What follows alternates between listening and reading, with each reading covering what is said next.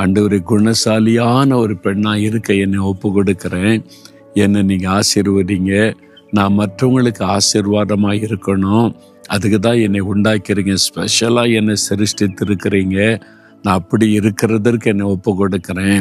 என் குடும்பத்தில், என் பெற்றோருக்கு, என் கணவருக்கு அல்லது என்னுடைய பிள்ளைகளுக்கு, நான் சமுதாயத்திற்கு நல்ல ஒரு சாட்சியாக இருந்து மற்றவங்களுக்கு நன்மை செய்யணும்.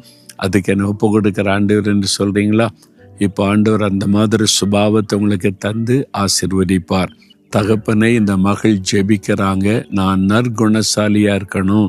ஆண்டவரே, நல்ல குணங்கள் எனக்குள்ளே காணப்படணும், சாட்சியான வாழ்க்கை வாழணும், என் குடும்பத்துக்கே என்னை ஆசீர்வாதமாக இருக்கணும், என்னை ஸ்பெஷலாக நீங்கள் சிருஷ்டித்திருக்கிறீங்க, அதற்கு என்னை ஒப்பு கொடுத்து கொள்ளுகிறேன். என்கிட்ட இருக்கிற தவறான குணங்கள், கோபம், எரிச்சல், சண்டைகள், ஆண்டவரே சுயநலம், இந்த மாதிரி சுபாவங்கள் எல்லாம் மாற்றி அமைதி, சாந்தம், நல்ல குணங்களை எனக்கு கொடுத்து ஆசீர்வதிங்க அப்படின்னு ஜெபிக்கிற ஒவ்வொரு பிள்ளைகளுக்காக ஜெபிக்கிறேன். எல்லா சகோதரிமார்கள், குட்டி பிள்ளைகள், வயதானவங்க, பெண்களுக்காக ஸ்பெஷலாக நான் இன்றைக்கு ஜெபிக்கிறேன். அவங்களை ஆசீர்வதிங்க, சுகபலன் கொடுங்க, நல்ல குணங்களை கொடுத்து ஆசீர்வதிங்க. ஆண்டவருடைய பாதுகாப்பின் கரம் கூட இருக்கட்டும். இயேசுவின் நாமத்தில் ஜெபிக்கிறோம் பிதாவே, ஆமென்.